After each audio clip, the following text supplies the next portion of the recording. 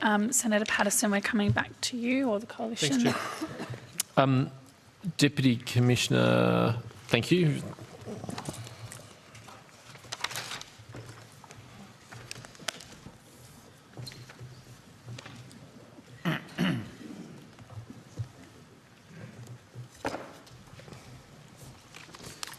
Thank you, Deputy Commissioner. You were going to check over the break a couple of questions for me.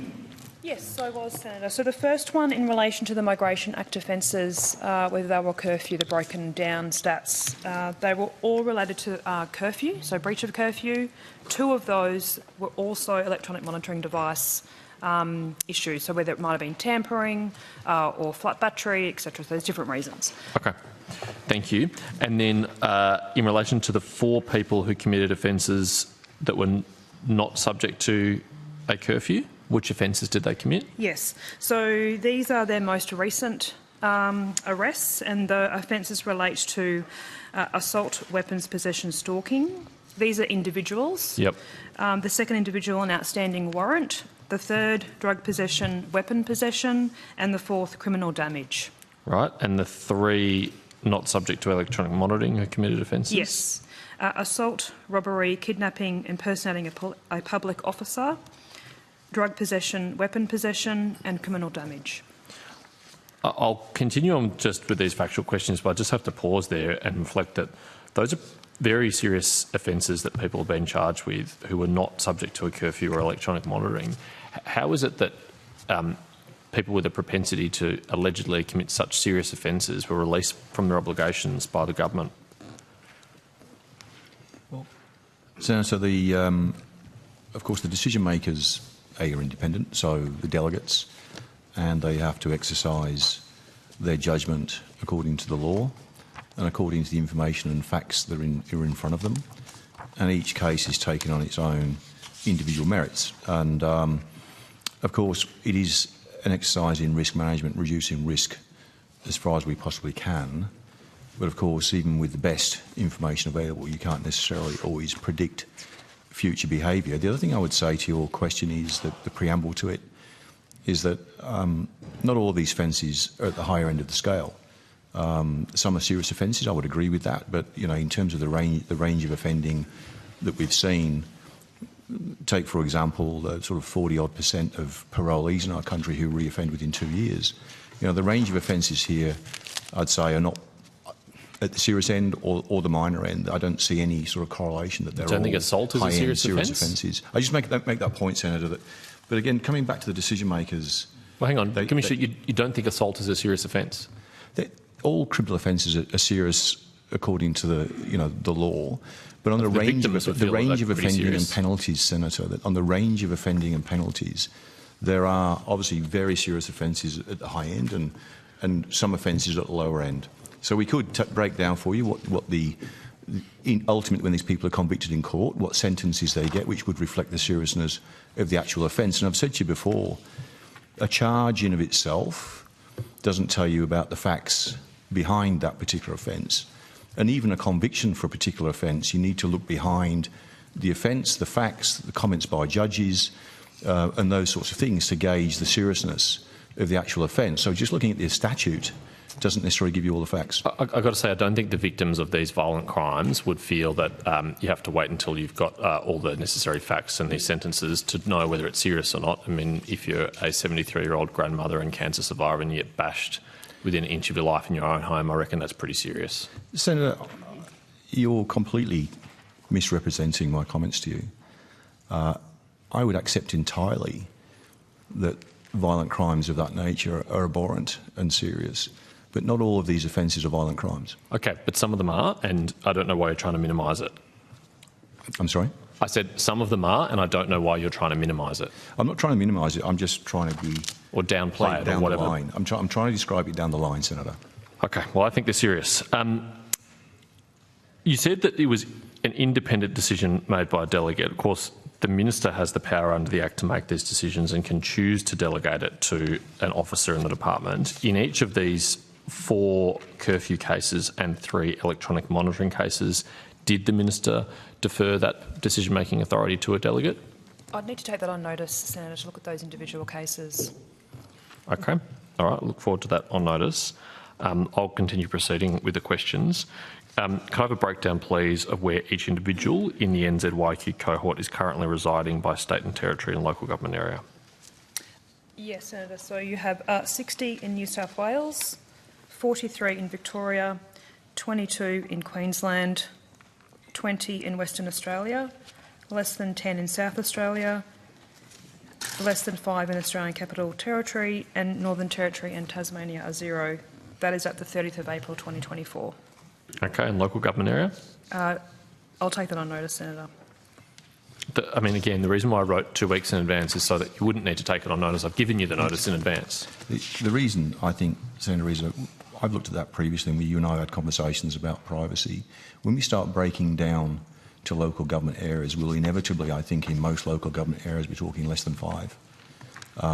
But we can look at that and see if there are some areas that have more than 5. And moreover, we then get down to the risk of identifying individuals in the community. So again, genuine concerns about, we broke it down for states, as you asked. Well, when you get down to local government areas, some of which are very small, and we'll have very small numbers, I do fear that we're going to getting down again to details that risk identifying individuals. Well, I mean, you've got a way of managing that when it comes to states by having a less than category, less than 10, less than 5. I think you can probably do the same with local government areas. We'll take it on notice. It could be a long list, and there'll be a lot of less than 5s, I suspect. Okay, look forward to that. Right now, how many of the individuals in the cohort are subject to electronic monitoring? 76. It's a very large number who are no longer subject to electronic monitoring. Very high proportion, half of them. 77, Senator. Yeah. Okay, I'll come back to that. What's the total number who are subject to a specified curfew? 68. Again, less than half. Can I just pick up on that, Senator Patterson? You may. It might be easy to say that, but of course the way we have designed this regime is to ensure that it has the best possible chance of not being overturned through a further High Court challenge. The whole reason we're doing this, the whole reason these 153 people were released from detention was because of a High Court decision.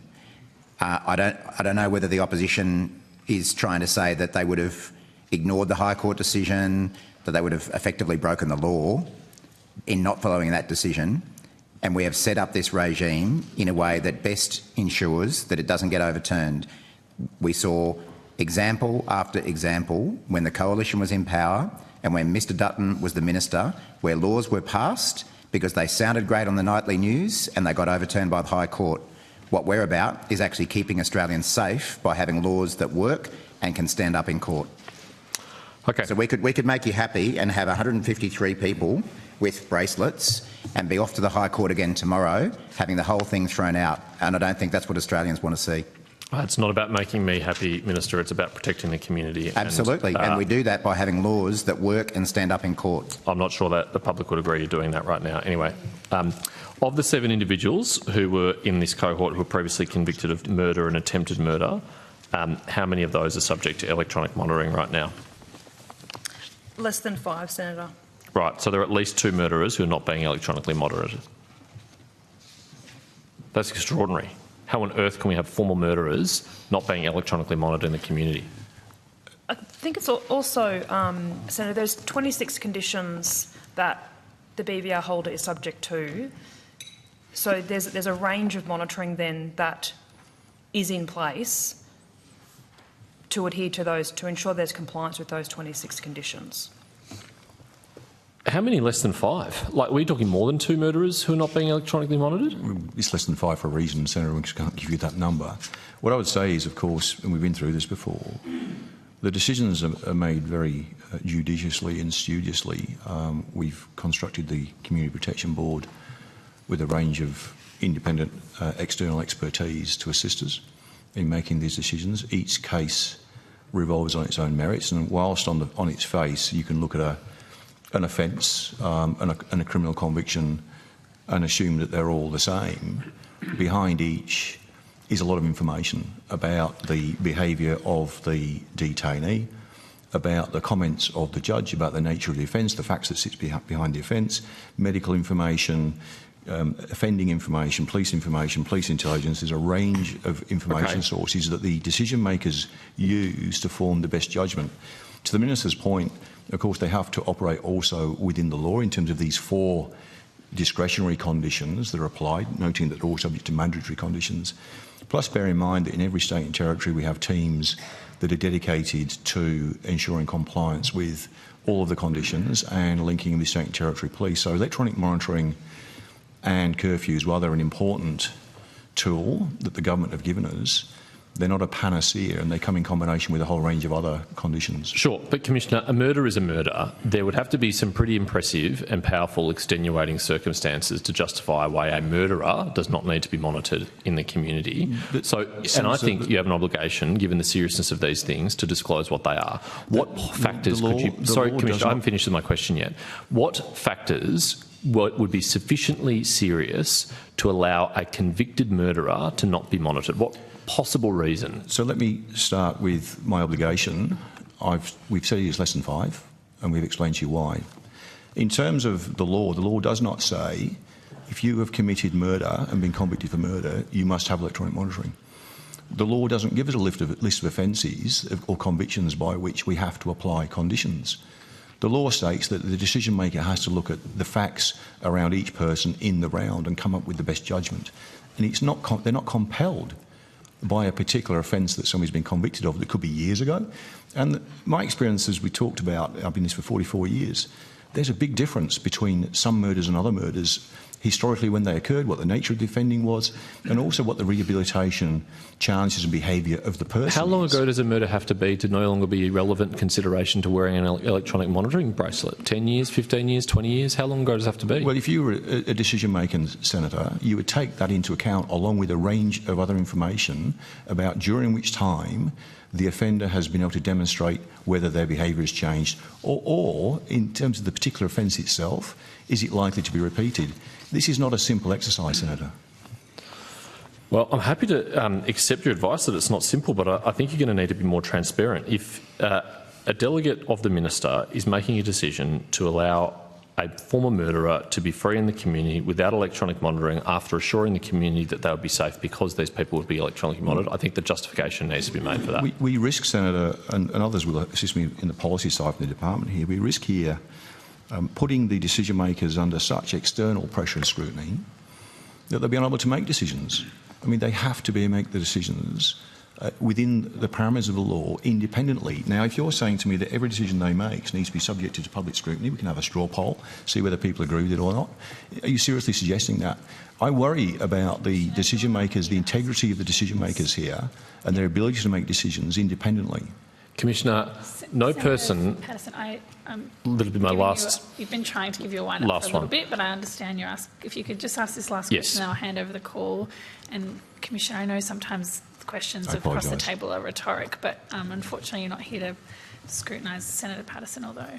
No public figure has subjected the Community Protection Board to greater criticism than the Prime Minister of Australia, who held them up as being responsible for these decisions, said that they were in fact decision makers and that they were independent, when neither of those things are true and has been contradicted by both of his ministers. So you're seriously telling me that my request for information is a more serious attack on these public servants doing this job than the Prime Minister of Australia throwing them under the bus? I'm not suggesting you're attacking, Senator, at all.